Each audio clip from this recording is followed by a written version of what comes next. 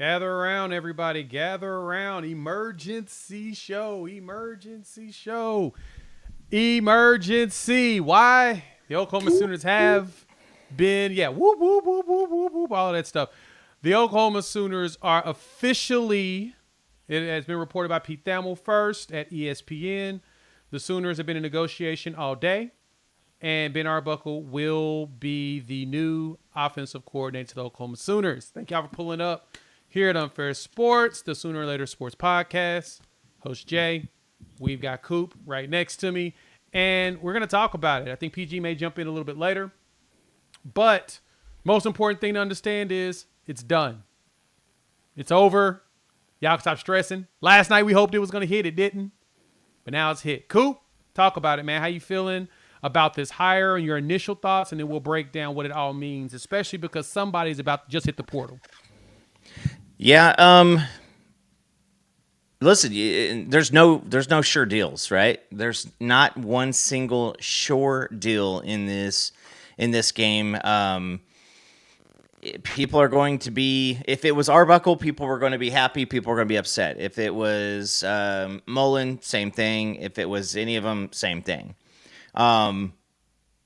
He had Cam Ward last year. Cam Ward, obviously, pretty good. He had Mateer this year. Mateer this year was at 41 touchdowns. I think it's 28 passing, 14 rushing. So that's good also. I mean, just or 42, 41, over 40 touchdowns, more than our offense scored. So, I mean, you got two Broyles candidates under 30 years old as your coordinators moving forward. So, I mean, you've got that's kind of a good deal. Now, I would say this is you got to come in here, you got to do the job. A lot of people were excited about Seth Luttrell. We saw what happened there.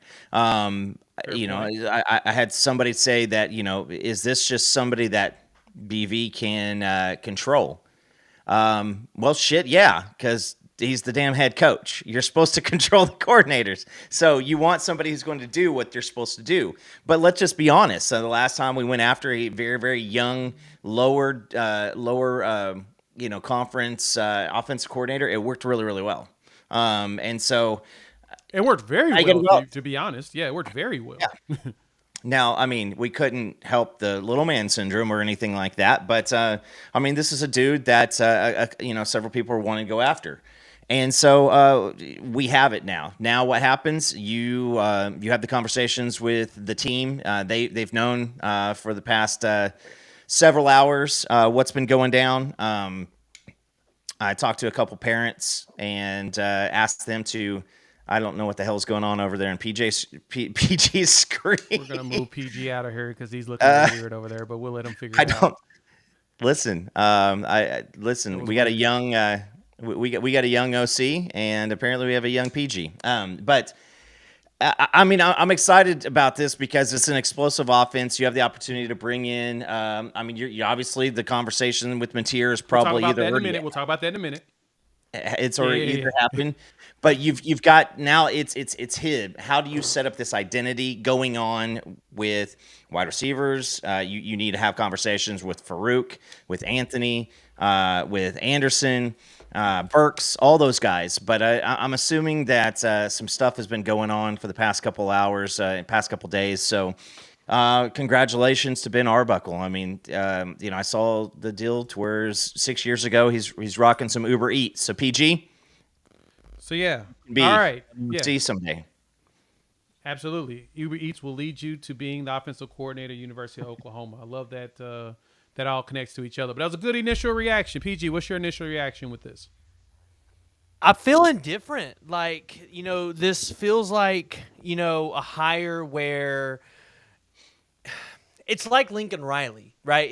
I think it's one of those hires where it could be a home run hire, but at the same time, it's one of those hires where it could completely bust on you. So I'm not sure how to feel about it just yet. I mean, Jay, I think we really wanted Craddock or Mullen. I think those were, I think when we talked about it a lot, like those were my top two options. Like I wanted Mullen first, Craddock second. Ben Arbuckle was kind of their third, but Yeah, I mean, we'll just have to see. I mean, at this point, it's like Ben Arbuckle potentially brings you a quarterback.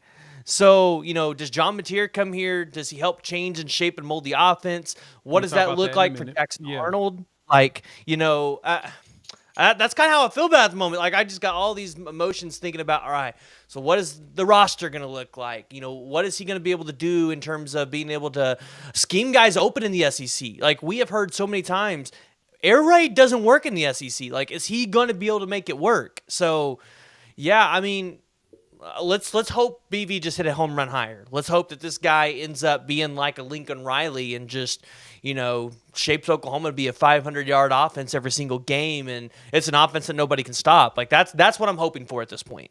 Yeah, and that's a good initial because that's similar to my thought process, like both of you. The hire is intriguing because, as you mentioned, Coop, this is a coach that is 29 years old, basically adds just like Zach Alley, who's another young coach that you have, and you've basically got your coordinators who are young that's going to be here for a while.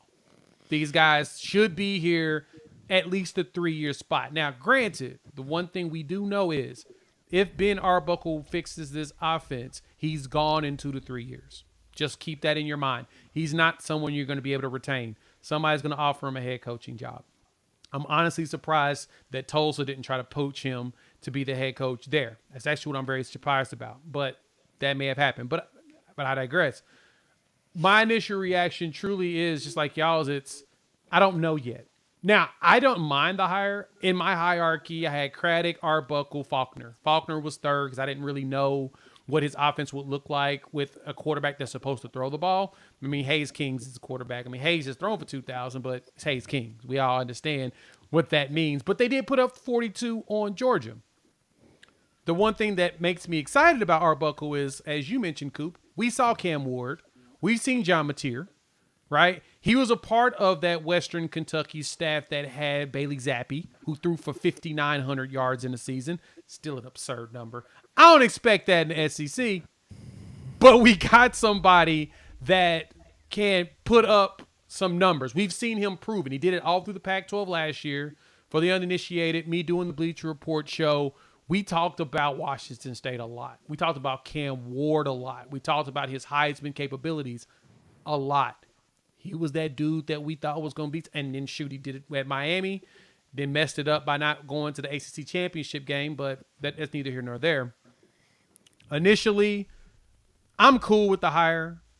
He's young, he's innovative, and as you said, PG, Lincoln Riley was 31 years old when he was hired from East Carolina. His 5 years as an OC. Now, Ben has had OC job for 4 years. We're getting him a little bit younger, 31 to 29. If he's innovative enough for the SEC, we should be good. Okay. Coop mentioned this earlier. Quarterback John Mateer appears that he is going to go into the transfer portal.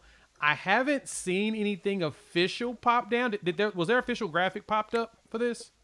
Not a Hayes graphic, but the college football transfer portal account announced that he is entering the portal. Okay, because that's what I was looking for, the transfer portal. Oh, okay, so that's that trollish account. So no, never mind.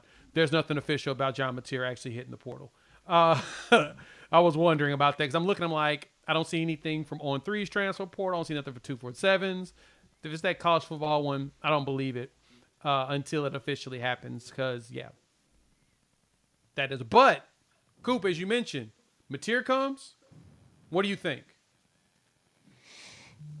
It's a guy who knows the system. So if he knows the system, he can know the baseline concepts of everything, and then you start molding it around what weapons that you have on offense, running back, offensive line, wide receiver, and kind of looking into what's going to go on in the SEC. Like, I assure you this, elephant in the room. If this is the wrong hire, we're doing a whole complete research next year. So I'm just saying it, but you guys got to also understand, this year is your top 6 wide receivers. Some of them didn't play the entire season. Your offensive line, we all know what happened this year. Even if all that health issues disappear, like we probably are sitting at 7, 8, 9 wins right now, and just not happy with the scenario. I think that this is this is an opportunity. This guy has been studying offense. He can get him up and going. These conversations have been going on. I saw maybe Travis Davidson posted out something that, one of Lincoln Riley's last games at East Carolina, they threw up 10 points on offense, and then he got hired here. So let's pump the brakes on they only scored 14 versus Wyoming. Well, listen, we also held Florida State to two points in the national championship game because their OC was on the way out the door, and things like that happen. So you bring in Mateer, he knows the offense. He's just a grind out type of a guy. I mean, he is just let's go. He's a gunslinger. There's going to be good. There's going to be bad. It just is what it is. And so now it's, who's he throwing to? Who's he handing off? And who's blocking for him? That's probably the next questions that are up for debate. Yeah. PG, Mateer, if he follows, how you feel about it? What you think about what Coop's saying? Man, so actually, Duck makes a good comment here in the chat. Jackson Arnold, I think, is a better quarterback than Mateer. I think in terms of what Arbuckle wants to do, I think Arnold fits the system. The problem is Arnold's got to learn the new system. So Mateer might be a little more favorable in that aspect. The other thing is, and this is the thing I think a lot of people aren't talking about. Yes, Mateer, obviously, I'd say the likelihood is if he enters the portal, he's probably following Ben Arbuckle. There are a lot of other teams across the country that are going to need quarterbacks this year. Michigan needs quarterback, even though they just got Underwood. They probably want to redshirt him. So Michigan needs quarterback. Miami's going to need a quarterback. And I know there's others that I'm not thinking of that are going to need QBs. So I think to just assume that it's a done deal that we're going to get Mateer because we got Ben Arbuckle, I think is a little premature. But, I mean, if you get John Mateer, I mean, that's a guy in the Oklahoma offense that I would say the expectation is with the receivers that we expect to come back should be able to throw for 3,500 yards. Probably should be able to throw for at least 30 touchdowns. And with what he did with his legs, I would want to see at least 700 yards from him combined with a 1,000-yard receiver. So John Mateer, he has the athletic ability. Like I said, I would lean to maybe keeping Arnold if you can. Like, if you can get Arnold the red shirt behind Mateer probably ain't here more than 1 year. So, because I think Jackson Arnold would fit really well, and I thought he fit well in the Craddock or Arbuckle system. They were just two different ways that they were going to be able to use his athletic abilities. Yeah, that's kind of the big thing from me here too as well. So let me pull this up. Dez, I know you're kind of questioning 700 yards rushing. I think Mateer had over 800 yards rushing. 826 yards rushing this season. Yeah. Yeah, Mateer's sitting at 826 yards rushing. 826, 15 rushing touchdowns. He's also got 3,139 yards passing, 29 touchdowns. He's thrown 7 picks, which is good. That means that he's actually trying. He has sacked 31 times. That's a holding the ball too long potential, but don't matter. Here you go. You've got your quarterback. This is the guy. Mateer actually goes out and throws the ball. I am on the Mateer train right now because he's going to physically throw the ball. And if PG knows, we've talked about this on numerous occasions. My big thing with any quarterback on this team is I need somebody to just throw the ball. That's it. Yeah. Get the ball in the air. Make me feel like you're going to try. Like the deep pass that we got to Hester against LSU, still upset we didn't do more of that. If Ben Arbuckle forces his quarterback and says, throw the ball, we Gucci. Now, that does not mean that Jackson Arnold, talent-wise, as a former 5-star plus, that he's not capable of doing that. I think he can. But he's got to learn the system. He'll have to learn the system, and doing that in 7 months is going to be difficult. I don't know. I disagree with you there, 100%. Okay. Because I think that's what John, that's what the system was, right? For example, Cam Ward came in and played 1 year under the system. Threw for 4,100 yards. Yeah. Remember, Cam Ward came from Incarnate Word. He wasn't at Washington State when Arbuckle got hired by Jake. When Jake brought in Arbuckle, Cam transferred in, and Cam went up there to put those numbers up. Was Arbuckle at Incarnate Word? No, he was at Western Kentucky. Okay. Incarnate Word was Leftwich, who's down there at Texas State. And G.J. Kine. Yeah. It's the old grinded out SEC is not that. It is the big bodies in the trenches, and you got the two walls banging up against each other, and you're going to have to.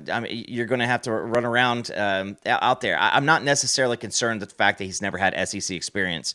They've got a lot of jokers who've had SEC experience who can't keep their job. They've had a ton of people with SEC experience just rotating. So the brass tacks about this is this guy. If you guys get a chance to go listen to Ben Arbuckle, he sounds exactly like Lincoln Riley, that West Texas. That's where he's from. And so when you guys listen to him, you're going to hear Lincoln Riley. So does he talk about how close they are to winning all the time? I will punch you. I don't know. I will kill you. Why don't you go hang something behind your screen again? Yeah. But go fall off your ladder again. I had to replace a light bulb. I don't know if you saw the light bulb tweaking out back there, but no, I don't know. No. But yeah, there's going to be better talent. Again, you get guys healthy, and you got some opportunity to bring folks in. Through the transfer portal. So that, the conversation's been happening for the past couple days. I got to think that the dude probably knows how to cook. Not everybody's as bad as Lincoln was. So maybe he'll have some more juicy brisket than Lincoln did. But this is a guy who was receiving a lot of attention by a lot of different people. And I just want to point out this is, we don't know what the conversations were. We don't know what the conversations with Dan Mullen were. We don't know what the GJ Kinney, everybody else. Guys, some people. I mean, for some of the stuff I heard, Dan Mullen was asking for the world. I mean, he was asking for absolutely everything. Wanted to be head coach in waiting. So I would say this is. You don't. That's not how negotiation. That's not how sales. That's not how this stuff works. Is you can't just be like, hey, we're desperate for somebody, so we're going to give them absolutely everything, because that's what happens when you see quarterbacks get mega contracts and then turn into nothing. They ask for the world, they're giving it, and then it just you're stuck. Dak Prescott. If you guys are Cowboys fans, I know there's one of them in here. But look at what's going on with the Cowboys. You give a big deal because you feel like you have to, and you screw your program over. This is a good one. I like I said, Jay, I'm kind of with you. I'm kind of neutral on it. We got to see it work. We absolutely got to see it work. And if he comes in here and he balls out, every single person's going to go, this is terrific. Not very many people were super excited about Lincoln Riley coming into Oklahoma. 7 years ago, 8 years ago? Nobody knew who this guy was. Everybody saw Air Raid, and so now it's time to let him have his chance. He gets to build a program. I think with his youth, I think that you got to have some opportunity for some older statesmen to maybe come in and help out with that, because at 29, it's not. Let's just be honest. The guy knows offense, and that's probably it. And he has been calling plays. He has been doing these things. So you got to think that there's some positive in that too. That's true. And Daniel, I'm sorry that Coop felt the need to cook you Cowboys fans. It's still kind of always funny to feel the hurt for you all. Not gonna lie. You could say it about that was just the most recent one that I've thought about. I mean, you think about it, like how many people get these massive contracts and get given everything they're wanted, and then when it doesn't work out, you're just stuck. I mean, let's talk about a different set of Cowboys. Mike Gundy.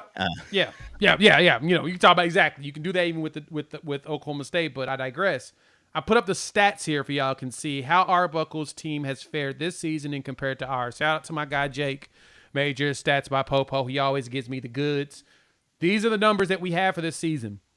When you look at this, Arbuckle in 12 games, Arbuckle 39 points per game. Even with the dud against Wyoming, finished out with just under 40 points per game. That's where the offensive rate. They don't have a lot of explosive plays. Mainly, Mateer does a lot of running. And I think that wide receiver talent-wise, they ain't got the same dudes like they got here. As long as we get healthy and we hit the portal hard and we bring in these dope recruits that I know that we have, think we'll be fine. But they threw for 3,200 yards compared to our 2,000, right? 13 yards per completion, which is huge. 9 yards per attempt. 268 yards a game. We can get close to 250 a game on our offense. That's going to help our time of possession a lot. And that's the most important thing. And Truth, I get exactly what you're saying when it comes to the complementary football, when it comes to the air raid. I think that that's something that will be adjusted here in comparison. It'll be more run down their throat, slow things down, but still go out there. I don't think they'll play tempo. They'll pass the ball, but they won't play as much tempo. You see what I'm saying? I think that that's where the difference should play. At least that's what I'm hoping. But we'll see. But I'm not mad at the numbers. What y'all feel about these as far as the comparison? Of course, between us and them is always, they're way better. But how y'all feel about the numbers he's put up? PG, I'll start with you on that. And how you think that's going to affect us this season. Yeah, I mean, you feel good when you see the numbers. I think the question is, is that going to replicate to the SEC, right? And now, I mean, I think Oklahoma's got to change some personnel. One, to be able to fit into an air raid offense, but two, to be able to just compete in the SEC a little bit more. I think you got to get a little bit bigger. You got to get a little bit faster. But the numbers make you feel good, but they got to translate. They got to replicate. Remember, every time Lincoln Riley went up against an SEC team, it seemed good, but we couldn't pull out the wins in the playoffs. I need to see this kind of offense work against the SEC in those big time games. Let's unpackage that, because that Georgia game, the problem was what? Well, in the Georgia game, it was because of management of the game. But exactly. So no. Let's stop there. The problem with that Georgia game was management of the game. The good thing is in that game, we had all Bob Stoops recruits. That's where your difference is, right? Anything past that, Lincoln Riley was making his decisions and continued to do that same thing that happened in that Georgia game. Ohio State, Bob Stoops before, is Lincoln Riley as offensive coordinator, did pretty good, right? Going back, both Ohio State games, even the loss, looked pretty solid. Those type teams you got to prepare for. So to me, my take behind that is, your concern is, what does the management look like when we get into playing against these SEC teams, right? Well, who's going to be the one running that part? He's offensive coordinator, but that doesn't mean BV's not going to step in and say, run the ball. Well, yeah, but I also think that comes down to what I said at the beginning, which is I think you've got to change your personnel a little bit to get guys that fit the air raid system, but also are bigger, faster, stronger to compete in the SEC. Because I think we've seen that a lot last year. Like, our personnel needs to change a little bit in that aspect. But that's, I think, the problem with Lincoln Riley's teams. And that's where I kind of have a little bit of reservation was, we got trounced a lot of times. And I don't want to go back down that same path. That's why we won't. That's why I was really hoping for a guy like Joe Craddock, a guy who he wanted to be physical, he wanted to pound and ground, control that time of possession. I mean, he had 2 40-minute games this year, one that was a 39-minute game, so he could have had 3. I mean, I'm having my own skepticisms. I'm going to be one of those people of, I will believe it works when I see it. I agree. I'm with you there, but let's also look at this too. Who was the last real air raid coach in the SEC? Air raid. Right, Coop. You can make the face. It's simple. Leach. Of course. Simplest one. Leach went 9-4 his last season before he passed. See what I'm saying? Like, it can be done. It can be done. I mean, he beat Lane Kiffin in the Egg Bowl. The question is going to be, how do they balance that out properly? It can be done. But the other thing is, as people was pointing out, we were trashed because our defense was trash. Our defense has dramatically improved. Dramatically. Kenneth, thank you so much for the $2. We appreciate the super chat. Will there be major staff changes? I'm going to be honest. I think there will be. Yes. I don't think that there's going to be any really on defense. Maybe one. But offensively, I think there was going to be. And as it mentioned by Stacey Green here, Leach was 9-4 with a mediocre defense. We keep this defense at this ranking, top 20. and continue to scale up, all we need the offense to do is to keep the ball and actually drive. When we had drives with this team, we looked good. That's the difference maker there. So, cool. And so we're talking about the air raid, Jay. They're not running air raid, and air raid is, I mean, it's almost like it was like there was 3 sets of types of offenses. There's pro style, there was option, and then there were air raid. And I feel like everything gets grouped under these 3. I just don't remember an air raid offense where the quarterback ran 178 times and had almost 900 yards rushing. Like, that's not air raid. So what you need to be able to do is, as an OC, is design offenses. And I don't think that air raid has much to do with this as everybody wants to say so. And I saw somebody in here it might have been Drew. Yeah, Drew England. No matter who the OC is, we have to be able to win the line of scrimmage. All right? So the guy obviously did pretty well behind a crappy offensive line. So that's good because we saw 2 different quarterbacks not do well under a crappy offensive line this year. But the guy will throw the ball. I mean, the leading receiver, 60 catches, 1,000 yards, 13 touchdowns. But dude also, I mean, he ran. They ran the ball 439 times, and I'll have to check and see how many times we ran it. Not that comparing this offense versus ours is pretty fair, but if the offensive line, if you have SEC level defenders, offensive linemen and defensive linemen, you can do a lot however you want on the back end. So I think that we have an actual good opportunity to do like we did with Lincoln, where you say, all right, so here's what you have ran. Here's what we need to incorporate in, because I don't think that John Mateer is going to be running 200 times in the SEC. That's not a good recipe for continuation of football, if he comes here. So you've got that opportunity. Now, I mean, we saw Jackson Arnold this year. I was about to say, we've seen it. I mean, we've seen Jalen, and now Jalen Milroe is a specimen of a player, and he doesn't really like to throw the ball a lot. But you've had some. I mean, you've had Peyton Thorne, even though his coach likes to put him in really bad situations. But you're right, Coop. You're probably not going to have a dude rush 200 times in the season. Now, granted, he probably will rush 100 times, because I do expect a guy like Mateer, even Michael Hawkins, Jackson Arnold, they're probably guys that you're going to find ways to get design runs going to where they can get the ball out in space and go. I can expect it. I'm intrigued now to see if Jackson Arnold sticks around with Jackson Arnold sticks around with Hawkins or with Mateer around. Stephen G, thanks for the $2. Mostly for PGL. Will Arbuckle affect recruiting?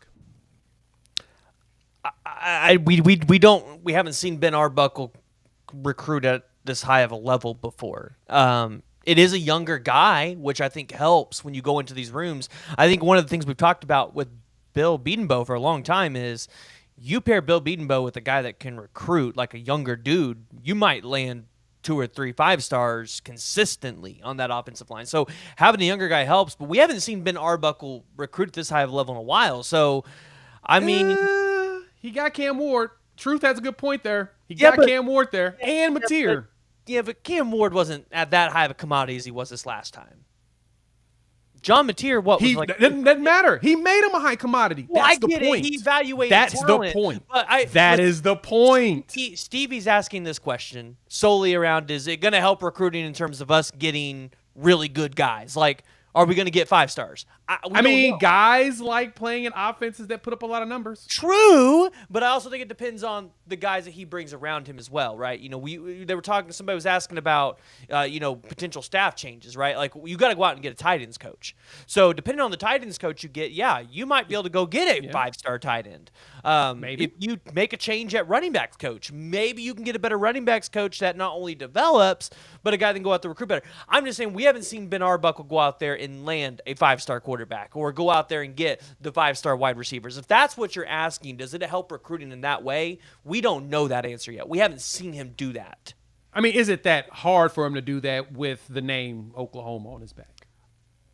When was their last 5-star wide receiver recruited here? When Lincoln Riley was here? Hazelwood, Theo Weiss, Bridges. So it's been a minute. It's been a minute. Like, yeah, I mean, and that wasn't Levy. That also wasn't Levy's thing. The name Oklahoma, and they want to come play here. Like, they've got to see the concept. They've got to have the faith and the trust behind the guy to be able to want to come here. And I can totally see that. That also wasn't Levy's thing either when he was here. Now, again, I'm assuming that was Stevie's. I'm assuming that's what Stevie was questioning when possibly. Coop, go ahead. I mean, I'll just say this is the guy. You're not. It's not going to affect this season recruiting wise, but I can promise you this is you get a couple guys healthy. You land somebody in the transfer portal. Maybe a potential 5-star. You have that big opportunity to put it out there and show people. Guys, this time in college football, people are going to want to go play in the SEC, the Big Ten. They're going to want to play for a winning team. They're going to want to do that. You go out and you throw some really, really good offense out there and you max it with the defense, and you can tell people, listen, you can come here and you can have a blast. You can go crazy. You can play your game. We've got a great defense, got a great offense. Do you want to come on? Do you not want to? I mean, the guy literally has 21 commits at Washington State, which is a team without, I guess that's not all offense, but it's a team without a conference. And he's still getting guys that want to come to see him. He had a 6'4" wide receiver just committed November 11th. So maybe he has conversations with a couple of those guys. But you go out and you put together the bar. I mean, yes, just think about this. The bar is low. The bar is extremely low. You put together a top 30 to 50 offense, and it's going to look even 10 times better. You throw the ball around, you're having some fun. Guess who you're doing again? You're doing it against Ole Miss. You're doing it against Alabama. You're doing it against LSU. People will continue to come. Exactly. And, even perspective on that, Brent Venables was 29 years old when he was hired as co-defensive coordinator when he started. Zach Alley, 30 years old again, and Ben Arbuckle is now 29. So we just went young. Now the big thing is that he needs to just go produce. That's the really thing that I care about at this point is the production. But to go along with that, as mentioned a minute ago, is that no matter what, recruiting wise, and I mean, PJ, I get where you're going with your direction with the thoughts on that, but I don't think that recruiting is going to be a problem for him. It's not, but you're not going to see a turnaround right now. As mentioned a minute ago. Because I don't think it's going to be Arbuckle's job anyway. That's what Emmett Jones is supposed to be doing. But as mentioned, we have a 5-star tight end right now, right? He's 17 years old, and he's still getting acclimated to the college level, and it's not that easy for everybody at 17. Not everybody's Ryan Williams, unfortunately. But he's getting his body in shape and his body right to be able to play. He's on the roster. And I promise you, he'd be playing if practice didn't tell them something. But you got one. You got a 5-star tight end right there, right? I mean, he was 5-star for this class until he switched. So now all you need to do is actually just continue to go after and get these high 4-star and borderline 5-star guys and get them on the field. Now, the other thing to keep in mind, too, is the staff isn't playing right now as far as the development go. They got to turn it around. They got 1 year. I always knew that BV had 25. 25 is the year. We need to get to 10 wins. I don't care who we play. Get 10 wins, everybody shuts up. So this is 100% on Arbuckle and BV and Zach Alley, the entire coordinator piece. You've got the talent on the roster. We've seen it whenever we're on our P's and Q's. Go play some good defense, stop stuff. Go get the offense going where you actually move the ball. Mm-hmm. And we'll be fine. And then BV managed the freaking clock properly. I'm just going to keep it simple there. You manage the freaking clock properly, let your offensive coordinator drive the ball, and make your defense go out there and stop people, and you are just fine. And the good thing is that, knock on wood, we should be a hell of a lot healthier than last year. That's an anomaly year, and ain't nobody else dealt with that. You can't be more injured, can you? Right. You can't be more at this point. I mean, I think the only thing that could keep more Sooners off the field next year would be the rapture. I mean, that's really the only thing. Jesus coming back. That's literally it. That's the only way that you could get more like that.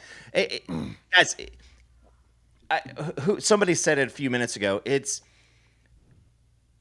I think that he comes in and you just want to see a world where it looks functional. It looks like there's a plan. And then on top of it, you just don't lose games because of your offense.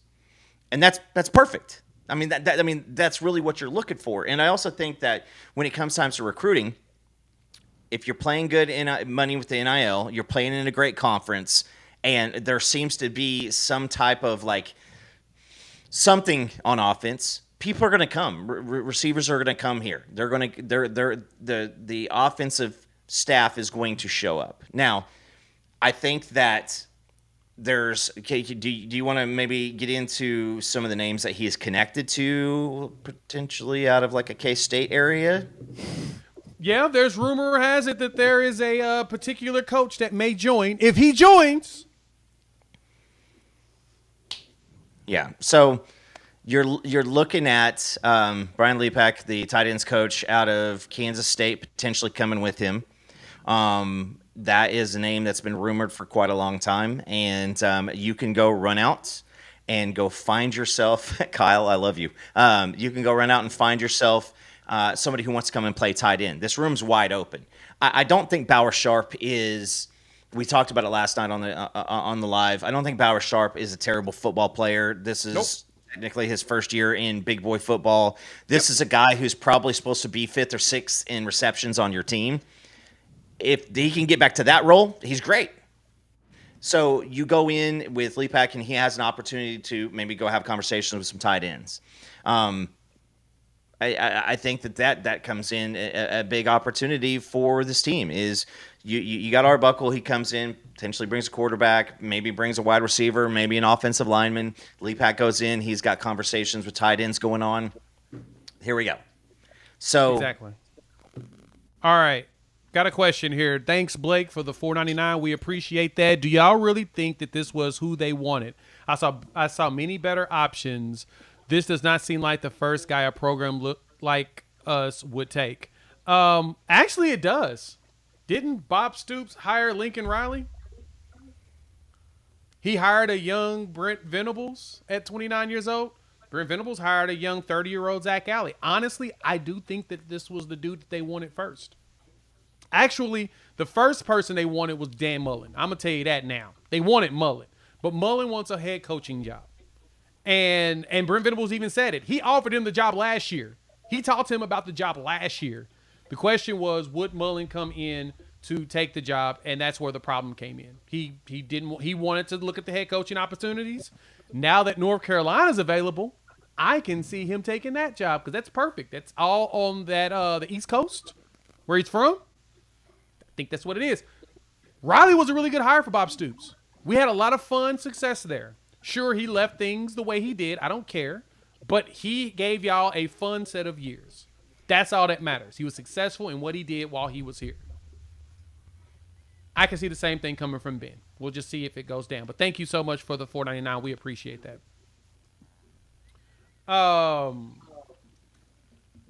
Sorry, Coop. I to cut you off on that, but no, it's okay. It's okay. I just here we go. Now we wait and see. It's 9 months until we play again. Yep. They're from some of the stuff hearing back behind the scenes, guys. I can promise you this thing has been the. If you're thinking that like this is our 8th choice because everybody else turned us down, that's not accurate. Like if Dan Mullen wants a job like a North Carolina head coaching job, he's going to sit out there and wait. He can. He has a job. He's being paid. He's getting paid handsomely to do what he's doing. And guess what? He doesn't have to hear fans bitch about his decisions, and he can have peace. Now, if he wants to go take a job like a North Carolina, he could turn that thing into a banger. But you saw Dan Mullen. Dan Mullen likes to be able to go out and have whatever conversations he likes to have. So I think that's where the Dan Mullen thing goes sideways. I think that if you're bringing in Faulkner, I think there's a lot of situations with that where it could be the same thing. There could be a lot of what does this look like? He ran Haynes King just pretty much the same way that Mateer's been running around. So Craddock has been tied to a lot of different opportunities also. Does he want to actually come here? Is this going to be something that he wants to do? Is Darian Mensah going to be as somebody who would have followed him? So there's so many different things. So I mean, again, this is initial reaction. So, but you got a quarterbacks coach who is your OC. He knows how to get stuff going on, and he knows how to set up an offense. That's what we asked for. Give me somebody who knows how to set up an offense. Now, I saw the question. I don't think he does something in the bowl game. I think he probably sits back and has conversations and is working on the team for next year because, to be honest with you, this bowl game means absolutely nothing to him. So you'll probably see Joe John Finley or Kevin Johns probably there. I don't know as far as the staff goes. This decision has been official for approximately an hour and a half now. And though they've been playing and having these conversations for a couple days, I think we sit here and we watch what happens. It's going to be a fun ride over the next 9 months. It is. It's going to be a lot of fun speculating and seeing what the heck is going on. Think I'm pulling up. Hit that like button. If you're new to the channel, subscribe, rate us, review us, give us 5. We'll make sure to throw this on the podcast side as well for those that just want to listen and hear us rant and rave about this. But I'm satisfied. Now, recruiting wise, surprisingly, we haven't seen the bloodbath yet. I know it's coming. But there's a very interesting stat that was popped out. Stephen A. over at OU updated SB on the Bird app. John Mateer's total yards this season was 3,965 yards. Oklahoma's total yards, 3,870. He outgained us by himself. That's how good he is. But he also ran for 800 yards this season and threw for 3,100 yards. So, be honest, I think it's going to be nice. Yeah, it's signing day, 2 days away, right? This is you needed this thing done. I said last night it needs to be done by 5 p.m.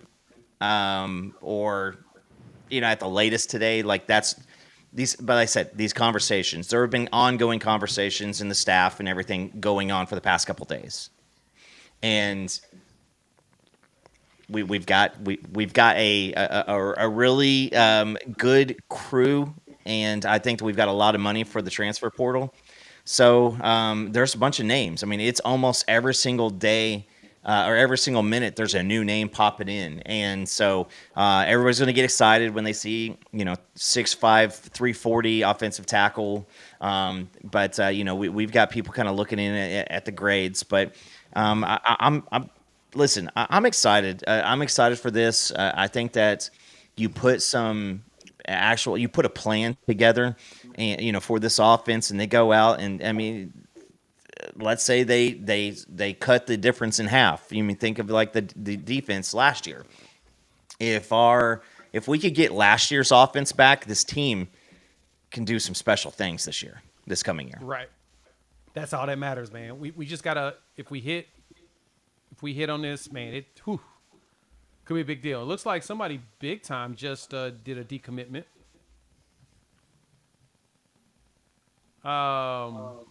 Lamont Rogers just decommitted. Yeah, he's probably set for. Oh gosh, Jay, we got a pretty decent super chat. But he's probably set for A&M. Terry, thank you for the 100. We appreciate you. Love the show, guys. We MVP. love you. That's big. Thank you. You're the real MVP. The real MVP, Terry. And just keep it up to date. Yeah, like I said, Lamont Rogers is about to he has just decommitted. That's interesting. Now, do I think that anything happens for us? I don't know. But I think it's fascinating. No, but it's Missouri losing a 5-star offensive tackle. I mean, that puts a smile on my freaking face every Tuesday. Totally see that. But, guys, I will say this. If he decides to, I mean, I'm just Lamont Rogers wise. You're not starting 4 freshmen on the offensive line next year. That's not what we're going to see. We're going to probably hit Not the at port. We're probably going to bring in somebody who's going to be a good swing. Depends on what the what the plan is, but now it is a lot of planning. What does this team want to do? What does Brent Venables want to do? Josie, I'm pretty sure that Bob Stoops is probably having some conversations as a mentor figure, because this team knows, and this guy and Brent Venables knows. This year is everything. This is his whole entire coaching career. If it doesn't go well next year, what happens? He's fired. He's going to get picked up as a DC immediately. But Brent Venables isn't getting younger, and I don't think that in 6 years he's going to take another shot at being a head coach somewhere else, because it just he didn't do it for so long, and now this is Oklahoma, maybe a K-State in his waning years. I don't know, but I listen, Sooner Cowboys, tampering is happening. Oh, yeah. It is happening. It is happening, and some amazing names that you don't want to believe and don't want to put any hope into.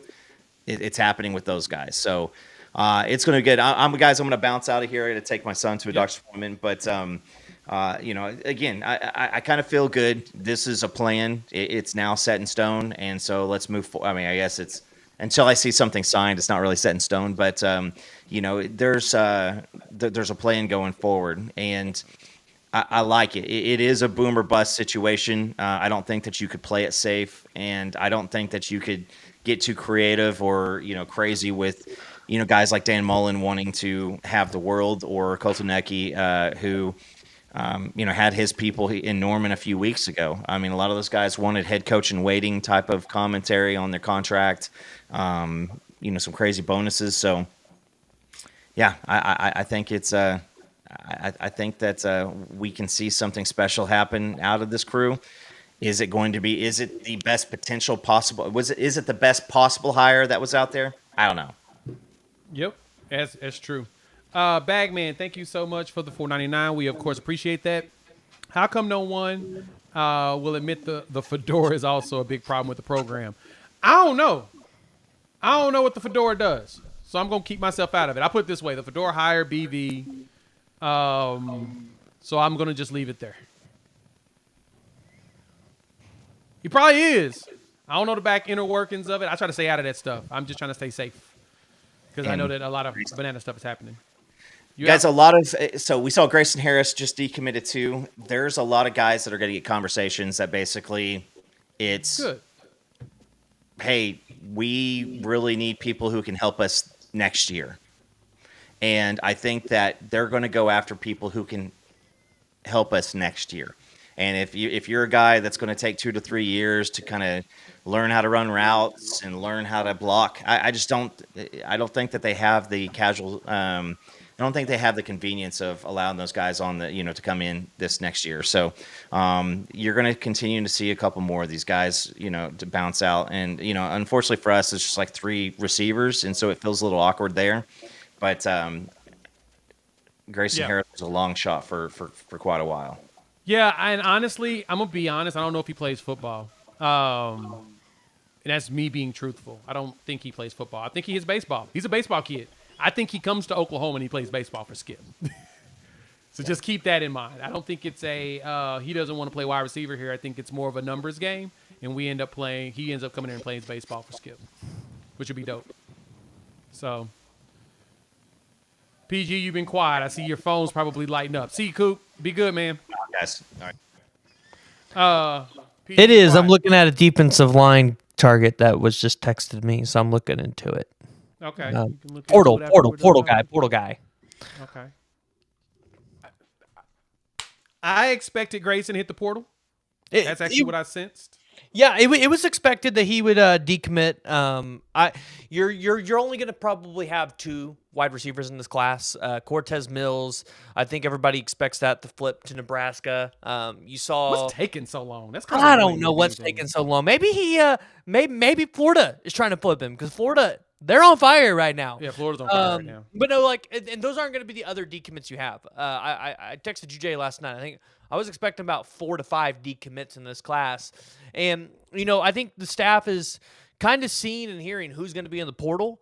They know who they have a really good shot with. And as Coop mentioned, like they want to be able to win now. They want guys that are going to help them win now. And if they have multiple years of eligibility, there might not be a need to go take a guy that's going to be a true freshman. And so, I think Brent Venables, you've got the donors. They're putting all their chips in the basket. They're doing what Billy Napier is being done for him at Florida. They're giving Brent Venables the resources to go win next year. So that should be good news for Oklahoma fans. So you're going to see a lot of guys get processed. That's just the way it is in the new era of college football. You're going to see a lot of guys decommit. A lot of that's going to be on the staff. The staff is going to be pushing a lot of people out. Exactly. Chicken Nugget, thank you so much. Nuggets 21, thank you for the $2. Is Texas trying to flip Michael Fasusi? Yes, they're trying to flip Michael Fasusi. A&M is trying to flip Michael Fasusi, but guess what? He ain't Michael Fasusi has already told them, basically, all the insiders that talked to him, that as long as Bill Bedenbaugh's on staff, I'm not going nowhere. So I know, Pooh, you want to come in and say that Fasusi isn't going to Oklahoma. Holler at me on Wednesday after signing day. If you're right, I'll tell you you're right. But if you're wrong, please make sure you show up for the live stream. He ain't gonna be right. He's gonna be wrong. Everybody's trying to flip Fasusi. Everybody is. But the thing is, what we're winning at is literally Bill Bedenbaugh, and he said it numerous times. That's his dude. Bedenbaugh is the reason. It ain't playing time. It ain't opportunity. It's literally Bill Bedenbaugh, and that's like what he's told all of the people. And Bedenbaugh has a relationship in the NFL, man. He's turned down so many NFL jobs. They want him up there because of the way that he can develop dudes. He makes his linemen play every position on the offensive line. That way, when they go to the pros, if they need to be moved around because of, what we dealt with this year, they can do it. And we have at least one portal offensive lineman that I know is probably showing up. At least one. We might have two. Like, guys want to go play for Bill Bedenbaugh. And if you went to the portal and you're really good, people want to come play for you. Yeah, exactly. And that's kind of how that works. So I kind of expected this, though, with Grayson. I hate it. I mean, I liked his tape. But if he does end up playing just doing baseball, it makes sense. No, yeah, it totally makes sense. And like I said, baseball was kind of a bigger part to his recruitment. So it wouldn't be shocking to see that happen. Again, I'm looking at the transfer portal, and you're seeing a lot of these guys that are 900-plus yard wide receivers this year entering the portal. All of those guys can play for Oklahoma. Almost all of them can. And so you're going to see Oklahoma go out there and try to take maybe 2 or 3 guys at the wide receiver position in the portal. You're going to see that. They're going to try to stack that talent. They're not going to have the situation that happened this year happen to them again. They're going to make sure they have that depth there. As far as offensive linemen go, I only expect 2 or 3 guys, maybe 1 to 2, because I think they love the guys they have in that room. If everybody's healthy, this offensive line is a lot better than what it currently showed this year. You might only have to take 1 quarterback. Like, there's a chance you keep Arnold and Hawkins. Like, there is a chance for that. I don't think people really want to talk about that. The chance is there. You look at the defensive side of the ball, I think there's only a few dudes you have to take. So Oklahoma's going to process some dudes out. They're going to take who they want in this recruiting class. They're going to go grab the best available dudes in the portal that actually makes sense. And you're going to see Oklahoma roll out a squad next year. Like, that's what's going to happen. So the question is, Ben Arbuckle, you're going to be given the house. You're going to be given all the tools. Can you go out there and live up to the expectations of an Oklahoma offense? Because I hate to say it, people next year, that first game of the season, if you don't light up Illinois State with 600-plus yards of offense, you might be on the hot seat after game 1. That's just going to be the outcome of what Oklahoma fans are expecting.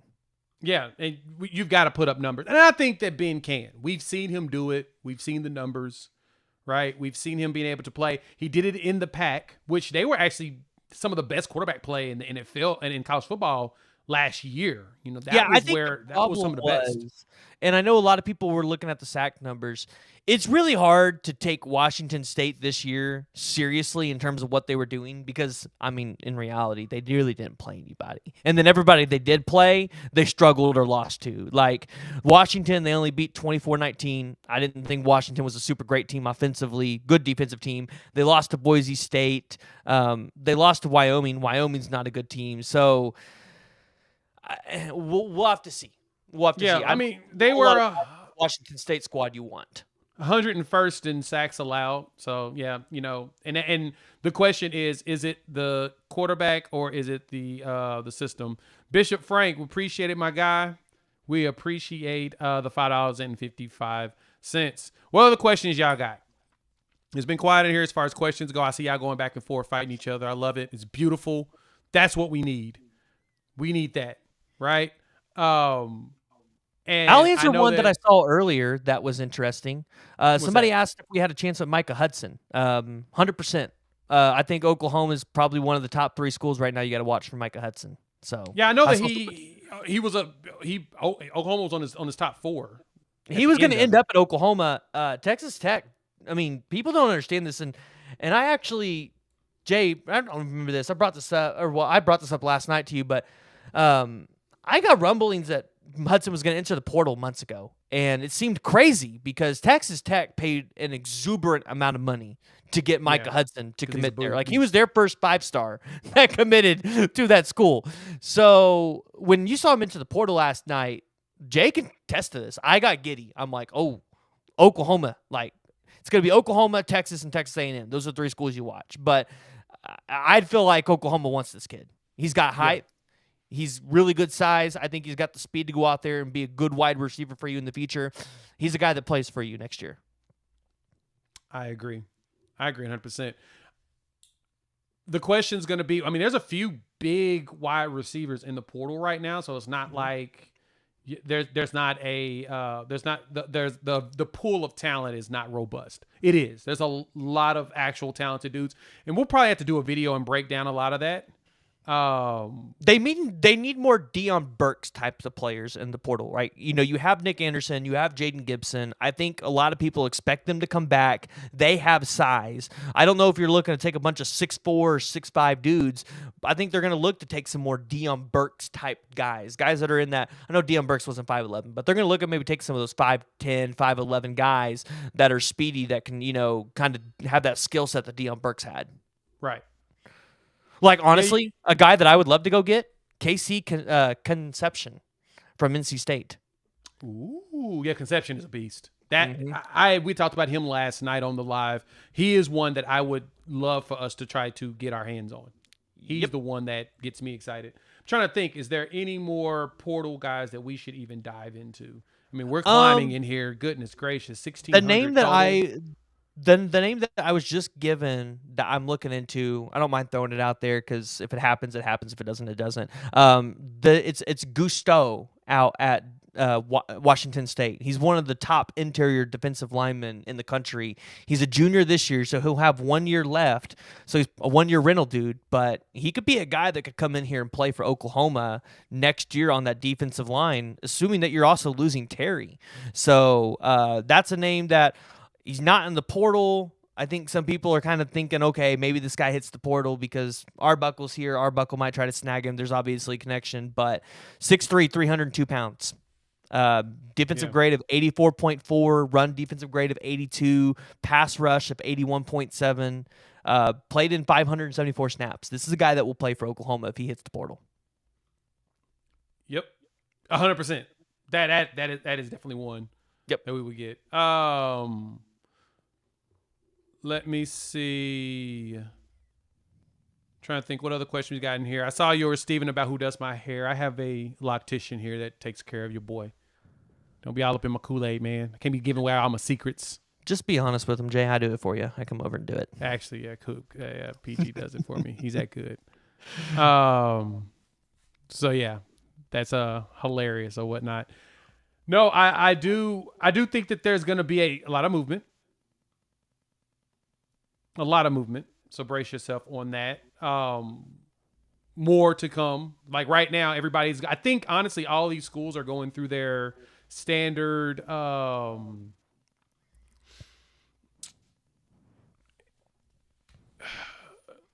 exit interviews and quote unquote processing. Mm-hmm. I don't know who's next, but all I know is that there's gonna be more. I would bet we process almost our entire tight end room. Because I would bet if we get a tight ends coach, he's going to want to bring in some real tight ends. Not saying the guys we have in there can't do it, but none of them have produced. None of them can get on the field. They're not healthy, and I think that's going to be a theme we see across the board. If you're a guy that's consistently having issues staying healthy, OU might push you to the portal. Because OU, with your roster limit being at 105 people, they're going to have to get guys in here that can be reliable. And the tight end room has not been reliable. We're going to have to get something. Now, I'm hoping that Mitchell develops. I'm hoping so, too. Because I like his size. He's also, like I said, 17 years old. He came in here and he seemed super young when he got here. So we don't know what that's going to look like for him. But, hey, I think he's talented enough. So 2 decommitments, 1 wide receiver transfer. I think that wide receiver room is going to thin out. And honestly, what's funny about that is if with the way that's going, it kind of makes me feel like there's a potential for a lot of returns in the wide receiver room. Yeah, I think so. I mean, I think if they like a lot of the younger guys they have, obviously they got a lot of snaps, so there's experience there now. And the veterans could be returning as well. Yeah, I mean, 5 wide receivers, you're bringing in possibly 2. Your veterans stay. You get a guy or 2 out the portal. I was kind of under the impression you probably keep anywhere between 2 to 3 of those 5. I think you're going to have. I think Burks leaves. I think he goes to the NFL. Right? I think Burks has gone to. I just don't think there's anything left for him here. Like another year, what does that really do for your draft stock? And then I look at a guy like Andrell Anthony, and I just question: do you want to come back? Do you come back? Right? So I look at maybe 2 to 3 guys returning, and then what you have currently in that room with the younger dudes, you might see 1 or 2 of them being processed, and then the staff will probably go out there and grab another 3 wide receivers with what you currently have coming in this room, and that's going to be your wide receiver room, and it's going to be deep. There's going to be a lot of guys that produce, and Elijah Thomas might play next year. He might play. You know, one of the things that I brought up to you multiple times was Elijah's going to be so good. 5-star wide receivers play all the time across the country. Like, look at all the true freshmen that played this year that were 5-star wide receivers. Elijah Thomas, if he didn't play in Chakota, Oklahoma, would be a 5-star wide receiver. That guy is that talented. He's that good. So he's going to play next year for sure. I don't know if he'll be a starter, but he will play. Yeah. That's true. Yeah. I see Burks also going pro. Burks sounds like he need to hit the league, take care of his family. Totally down for that, unless things work out here where he can come back and take care of them whilst being here. I would accept him as well. I'm hoping Nick returns, as well as Gibson, as well as Rook. That gives you some for real veterans who can run routes very well. All we need is people to be healthy. Yeah. Something I care about. You need to bring in a veteran wide receiver that can go out there and help with the health portion of it. Make sure you've got some additional insurance. You're going to need at least 2 vets. And then you can start playing. You're going to probably play more Zion Kearney. You need more Kearney time. Carry-On needs to get his blocking and routes going to where he's playing more. And then, like I said, Elijah Thomas is probably the young player that I think is forced on the field because the dude is just that darn good. Yeah. Tight end is the most interesting room on the offense. I know a lot of people are going to focus on quarterback. Tight end's the most interesting room. You know, if you get what's that tight end coach's name? Lepak? Is that how you say it? Lepak? Brian. Brian Lepak. Yeah, the former OU tight end. Yeah, I mean, if you get him, you have an opportunity to go another one? Yeah, you have an opportunity to go flip Lincoln Kier. So another one? You want another one? Another what?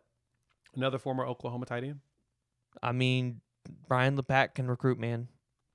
Again, and you want another former Kansas Oklahoma State, tight end? Kansas State does good on their tight end, so I kind of trust it. Oh, we'll see. I mean, hey, you get him, you have a chance to go flip Lincoln Cure. I don't know if he plays for you next year, but that's really good to have stashed. And then, you know, I'm looking at guys that are tight ends that are at these lower tier schools, like a Harold Fannin at Bowling Green, or a Tanner Kazol at Ball State, or a Terrence Carter at Lafayette.